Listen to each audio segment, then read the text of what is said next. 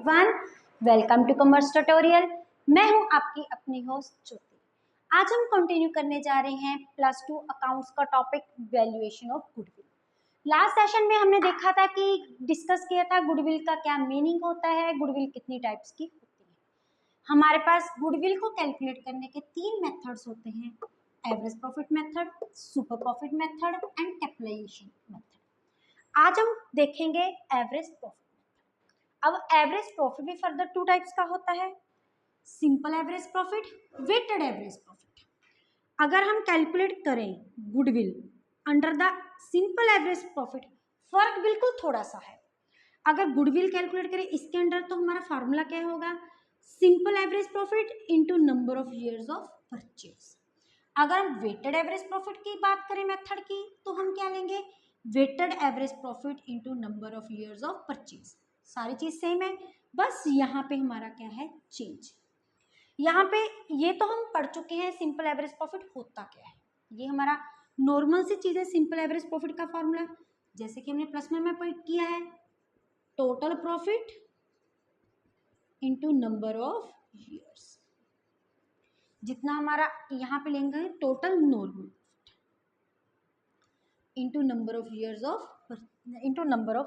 जितने हमारे साल की इंफॉर्मेशन दी हुई है उसको नॉर्मल प्रॉफिट के साथ हमने क्या कर देना है, डिवाइड। अब ये हमें जो क्वेश्चन में गिवन होता है प्रॉफिट, वो हमारा नॉर्मल प्रॉफिट नहीं होता। जब भी हम गुडविल की कैलकुलेशन करेंगे, हमारे जो प्रॉफिट अकाउंटिंग ईयर में, फाइनेंशियल ईयर में हमें दिया होता है, उसमें कुछ एबनॉर्मल आइटम्स दी होती है।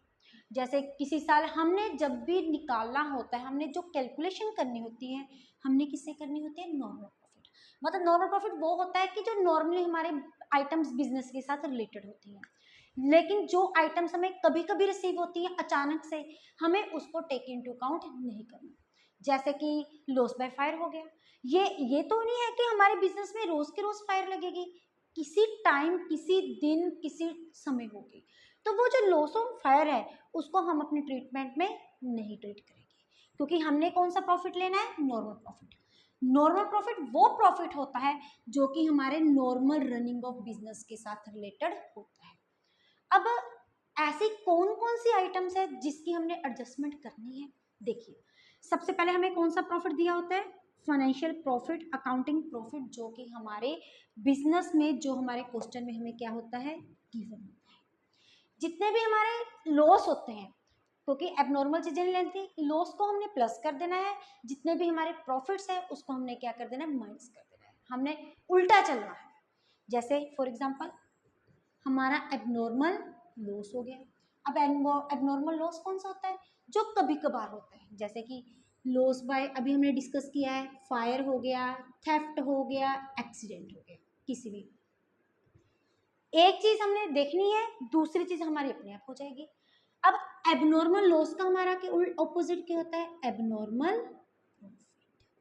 अगर हम लॉस को प्लस कर रहे हैं तो हम प्रॉफिट को क्या करेंगे, माइनस करेंगे।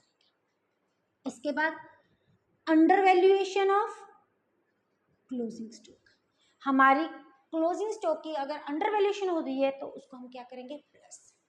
अब अंडर वैल्यूएशन के ऑपोजिट हमारा क्या होता है, over valuation of closing stock. अब जैसे क्लोजिंग स्टॉक होता है वैसे ही हमारा क्या होता है, ओपनिंग स्टॉक। अगर हम क्लोजिंग स्टॉक की अंडर वैल्यूएशन प्लस कर रहे हैं तो ओपनिंग स्टॉक क्या हो जाएगा, टोटली ऑपोजिट। मतलब उसकी हम क्या लेंगे, over valuation of opening stock को हम क्या करेंगे, ऐड बैक करेंगे। अब इसका ऑपोजिट क्या हो गया, under valuation of opening stock. Students इस चीज में क्या होते हैं, कंफ्यूज होते हैं। आपने एक चीज लेनी है, माइंड में रखनी है, under valuation of closing stock. Under valuation of closing stock का ऑपोजिट हमारा क्या हो गया, over valuation of closing stock. अब क्लोजिंग स्टॉक के ऑपोजिट हमारा क्या होगा, ओपनिंग स्टॉक। अगर हमारी क्लोजिंग स्टॉक की अंडर वैल्यूएशन है तो ओपनिंग स्टॉक की हमारी क्या हो जाएगी, ओवर वैल्यूएशन। अब ओवर वैल्यूएशन के ऑपोजिट क्या हो गया, under valuation of closing stock. इसके बाद अगर हमारी कोई भी इनकम, कोई भी हमारी एक्सपेंसेस है, अगर वो हमारी नॉन रेकरिंग एक्सपेंसेस है, उसको हम क्या कर देंगे, प्लस।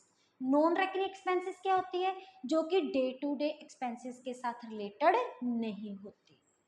अगर नॉन रेकरिंग एक्सपेंसेस प्लस कर रहे हैं तो हम माइनस क्या करेंगे, नॉन रेकरिंग इनकम। इस बात को ध्यान में रखना।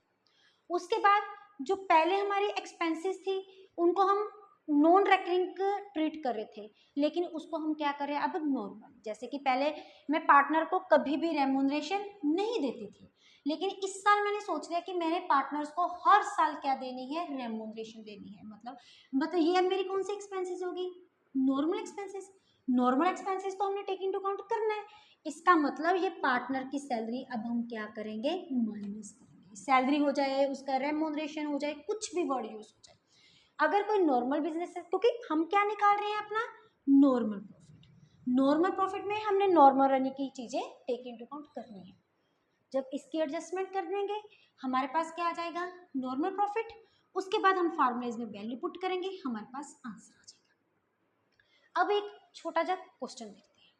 हमने क्या करनी है, गुडविल कैलकुलेट करनी है। किस बेस पे, वहां पे हमारी वर्डिंग यूज की हुई है 2 years of average profit of last 3 years।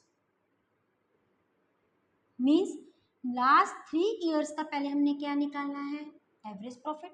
अब यहाँ पे डिफरेंशिएट पता हो गया कि एवरेज प्रॉफिट कितने ईयर्स का निकालना है, 3 years का। फिर उसके बाद हमने गुडविल के लिए क्या फार्मूला निकालना है, simple average profit into number of years of purchase. कितने ईयर्स ऑफ परचेज है हमारे पास, 2 years ऑफ परचेज। सबसे पहले हम क्या लेंगे अपने पास, ईयर्स। ईयर्स हमें कितने गिवन है, 3। उसके बाद हमें क्या गिवन है, प्रॉफिट, जो कि हमें ऑलरेडी अपने क्वेश्चन में गिवन है। फर्स्ट कितना है, 1 लाख, देन कम्स 1,10,000, उसके बाद हमारा क्या है 85,000। फिर हमने इसमें क्या करनी है, एडजस्टमेंट। हर एक साल में अलग अलग एडजस्टमेंट की हुई है, तो हर एक ईयर्स में हम क्या करेंगे, अलग अलग अपनी एडजस्टमेंट करेंगे। जो चीज़ें प्लस वाली है उसको हम क्या कर देंगे प्लस, जो चीज़ माइनस वाली है उसको हम क्या कर देंगे माइनस। जैसे कि फर्स्ट ईयर में हमें क्या किया है, 1 लाख एबनॉर्मल गेन। अब ये एबनॉर्मल गेन हो रहा है, तो abnormal gain profit same thing होती है, इसको हम क्या कर दें माइनस। यहाँ पे हम क्या लिखेंगे, -10,000। उसके बाद हमारे पास कितनी फिगर है, 1,10,000। गिवन क्या है, एबनॉर्मल लॉस। अब इसके ऑपोजिट एबनॉर्मल लॉस को हम क्या करते हैं, प्लस। तो इस चीज़ को हम इसमें क्या कर देंगे, प्लस। ऐड हमने कितना किया, 20,000। अब ये क्या है, थर्ड फिगर कितनी है हमारे पास, 85,000। Non business income. Non business income मतलब हमारी बिजनेस के नॉर्मल रनिंग के साथ ये रिलेटेड नहीं है। जो इनकम नॉर्मल बिजनेस के साथ हमारे साथ रिलेटेड नहीं है उसको हम क्या करते हैं, माइनस। इसको हम क्या कर देंगे, माइनस। अब यहाँ पे एडजस्टमेंट करने के बाद हमारे पास क्या आ जाएगा, नॉर्मल प्रॉफिट। आपने यही फॉर्मेट यूज करना है।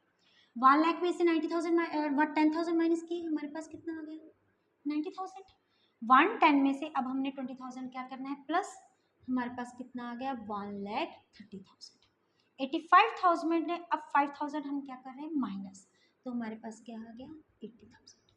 अब हम यहाँ पे क्या ले लेंगे, सबसे पहले हमने क्या निकालना है, average profit, total normal profit. Means total निकालने की इसको हम क्या करना पड़ेगा, प्लस 11, ये हमारे पास क्या आ गया, 3 लाख।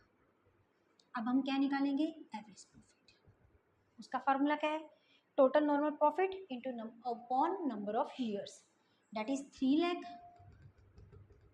अपॉन, हमें कितने साल की इन्फॉर्मेशन गिवन है, 3 years, अपॉन हमारे पास क्या आ गया, 3। तो एवरेज प्रॉफिट हमारा कितना आ गया, 1 लाख। अब हमने आगे क्या कैलकुलेट करनी है, गुडविल। गुडविल का क्या फार्मूला है, simple average profit into number of years of purchase. अब number of years of purchase कितने गिवन है हमारे, 2। डेट इज हमारी गुडविल कितनी आ जाएगी, 2 इंटू 1 लाख। आंसर हमारा कितना आ गया, 2 लाख। यही है हमारा फॉर्मूला अंदर द सिंपल एवरेज प्रॉफिट। अब इसी एग्जांपल को हम कंटिन्यू करेंगे with the help of weighted average profit. अब वेटेड एवरेज प्रॉफिट में हमारा फॉर्मूला क्या है, weighted average profit into number of years of purchase. अब वेटेड एवरेज प्रॉफिट क्या होता है, स्टैट्स में हमने इसके बारे में कुछ पढ़ा है। उसका फार्मूला क्या होता है, total weightage profit upon total weights. यहाँ पे डिवाइड हमने किसके साथ करना था, नंबर ऑफ ईयर्स के साथ। यहाँ पे किसके साथ हमने डिवाइड करना है, हमने टोटल वेट्स के साथ। सपोज करो हम यही एग्जांपल लेते हैं, उन्होंने हमारे फर्स्ट सेकंड और थर्ड को कितने कितने वेट्स दे दिए, 1 2 एंड 3। अब हमारे पास वेट्स कितने हैं, 1 2 एंड 3। अब हम क्या निकालेंगे, अपना वेटेड नॉर्मल प्रॉफिट। 90,000 के साथ मल्टीप्लाई की 90,000, 130 के साथ 2 का मल्टीप्लाई की 2,60,000, 2 3 इज द 20। ये हमारे पास क्या आ जाएगा, 0 10 एंड 9, ये आ गया 5,90,000। अब इसको हम अगर कैलकुलेट करेंगे किस फॉर्म में, weighted average profit is equal to total weightage profit upon total weights.